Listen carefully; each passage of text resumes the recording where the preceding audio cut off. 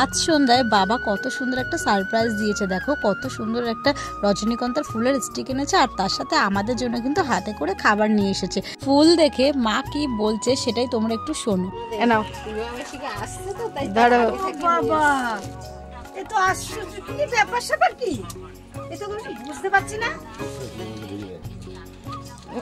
আবার 200 টাকা তার মানে এটা তোমাকে দিয়েছে কিন্তু।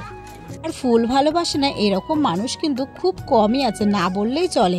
আর দেখো ফুলগুলো মাকে বললাম মা তুমি ফুলদানির ভিতরে রেখে দাও, তো মা কিন্তু দুটো ফুলদানির ভিতরে কত সুন্দরভাবে দেখো রেখে দিয়েছে, আর দেখতে কিন্তু খুব ভালো লাগছে। আর এই ফুলের গন্ধ তো অসাধারণ, সারা ঘর কিন্তু পুরো গন্ধে ময়ময় করছে।